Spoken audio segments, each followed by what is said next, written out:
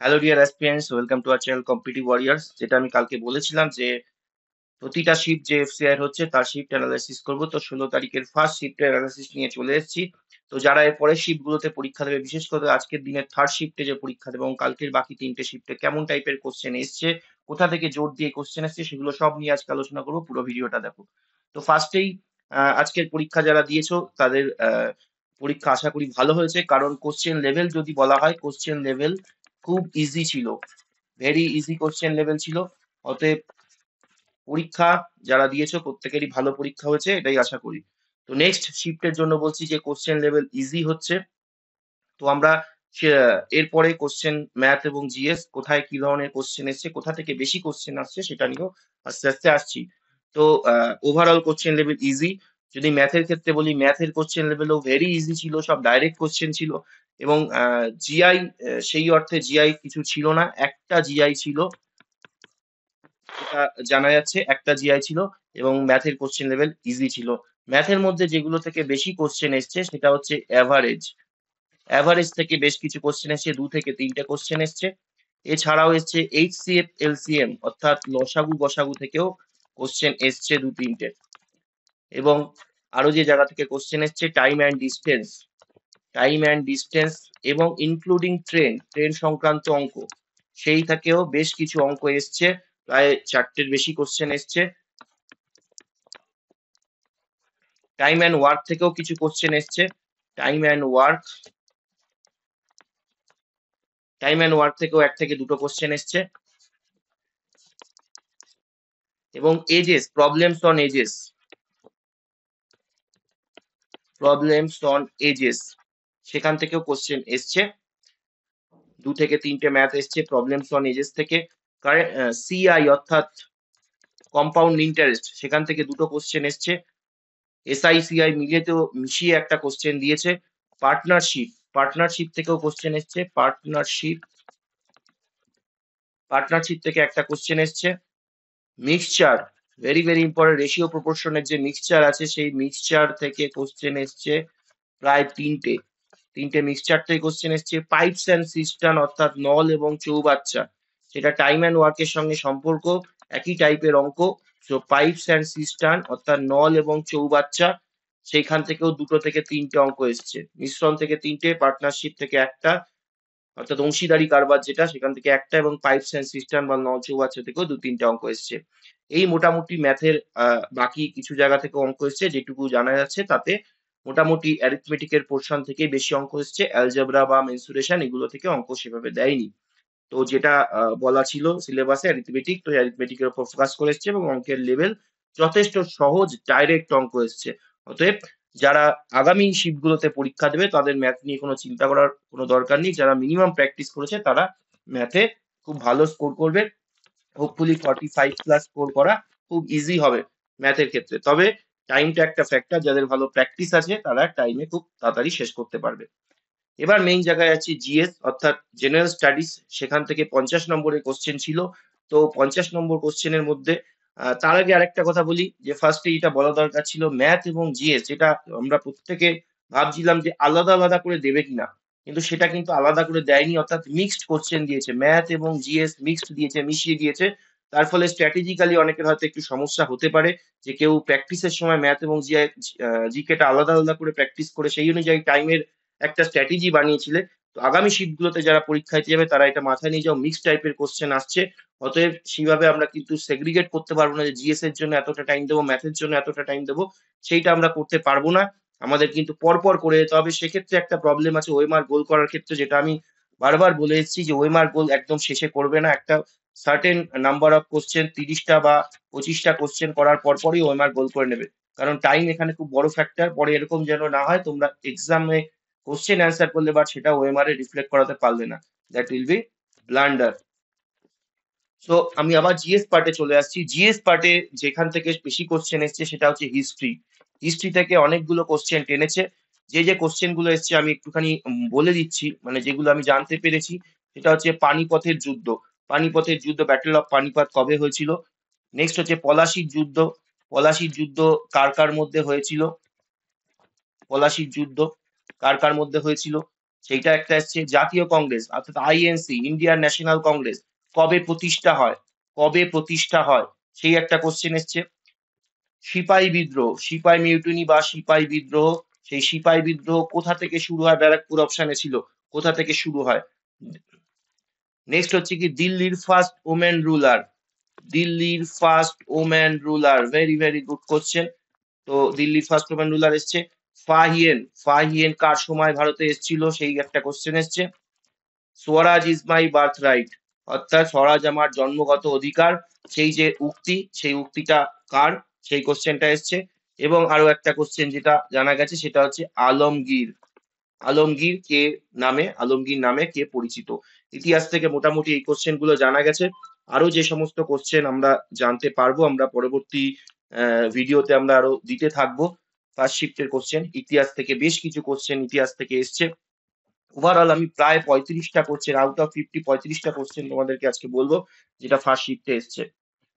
Next GS এর second part হচ্ছে geography. Geography থেকে সেইভাবে কোশ্চেন খুব বেশি আসেনি, এক থেকে দুটো কোশ্চেন এসছে জিওগ্রাফিতে।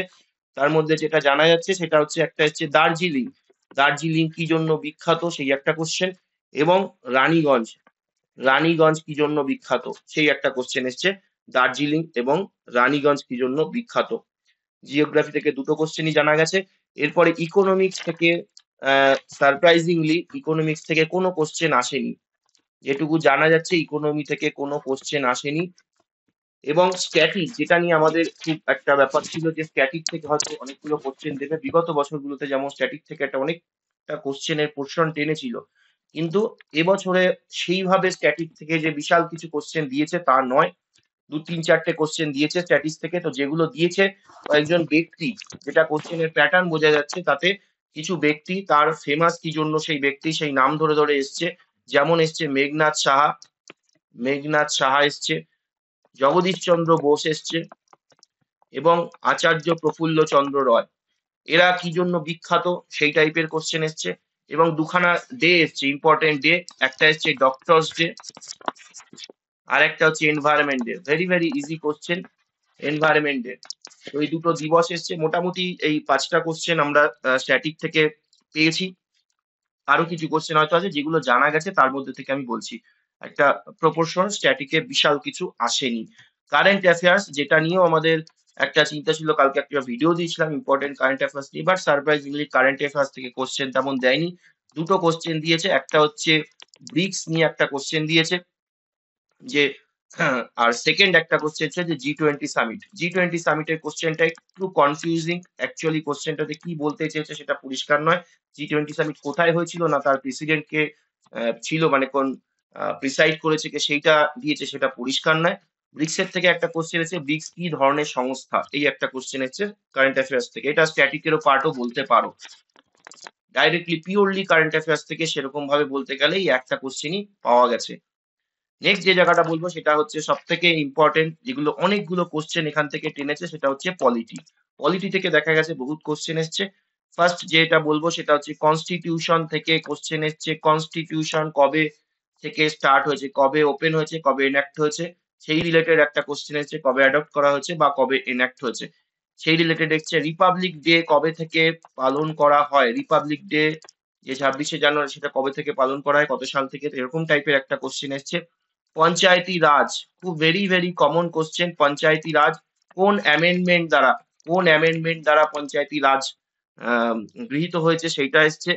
লোকসভা স্পিকার, লোকসভা স্পিকার এবং সিজেআই অর্থাৎ চিফ জাস্টিস অফ ইন্ডিয়া, এই দুজনকে, অর্থাৎ দুটো কোশ্চেন এখান থেকে এসছে, এদেরকে অ্যাপয়েন্ট করে কে, অ্যাপয়েন্ট কে করে। খুব সহজ একটা কোশ্চেন এসছে, দুখানা কোশ্চেন এখান থেকে এসছে, কে অ্যাপয়েন্ট করে। নেক্সট ফাদার অফ কনস্টিটিউশন কাকে বলে, সেই একটা কোশ্চেন, যে ফাদার অফ কনস্টিটিউশন কাকে বলা হয়, সেই একটা কোশ্চেন এসে। রাজ্যসভার প্রতিনিধিত্ব কে করেন, নেক্সট কোশ্চেন একটা আছে। রাজ্যসভা, রাজ্যসভার প্রতিনিধিত্ব কে করেন, মানে রাজ্যসভার চেয়ারম্যান কে হন, ভাইস প্রেসিডেন্ট, সেই একটা কোশ্চেন এসছে। তো পলিটি থেকে আমরা দেখছি বেশ কয়েকটা কোশ্চেন এসছে, প্রায় 7-8টা কোশ্চেনের বেশি এসছে পলিটি থেকে। নেক্সট তারপরে যে পার্টটা বলবো আজকের লাস্ট পার্ট, অর্থাৎ এই যে জিএস পেপার হয়েছে তার মধ্যে সবথেকে বেশি কোশ্চেন যে পার্ট থেকে এসছে সেটা হচ্ছে সায়েন্স। যেটা আমি তোমাদের এফসিআর যখন স্ট্র্যাটেজির উপর ভিডিও বানাই তখন আমি বারবার বলেছিলাম যে সায়েন্স হচ্ছে কিন্তু এখানকার একটা ডিসাইডিং ফ্যাক্টর হবে।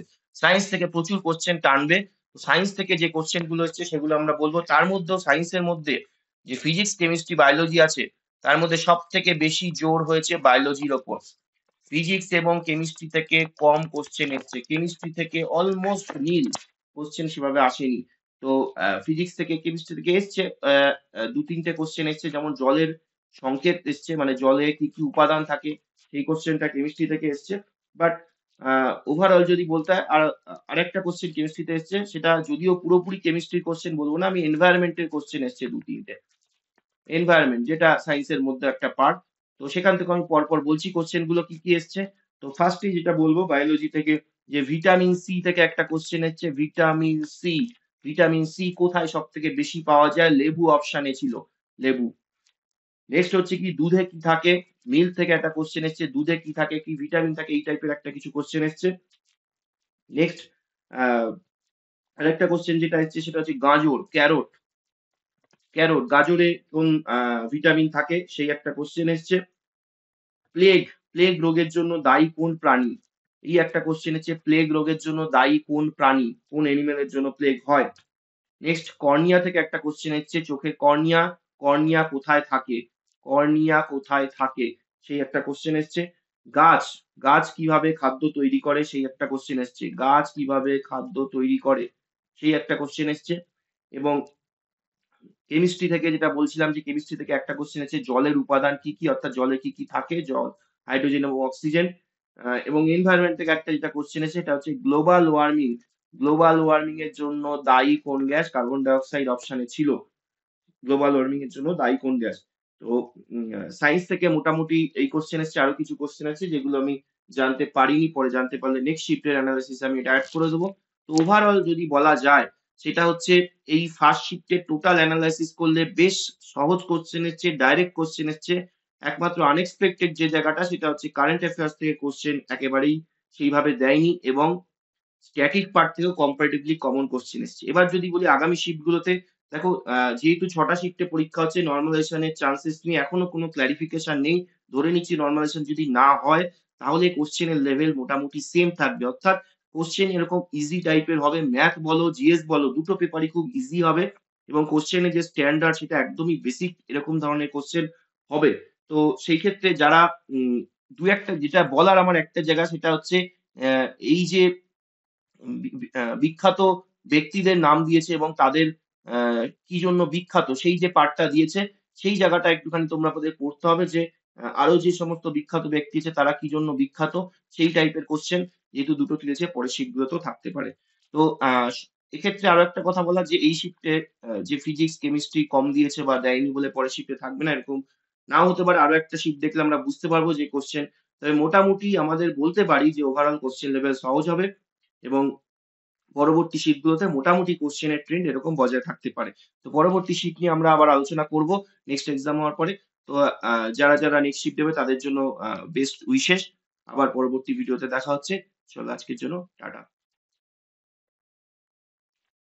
এই ভিডিওর জন্য টাটা। দেখা হচ্ছে নেক্সট ভিডিওতে।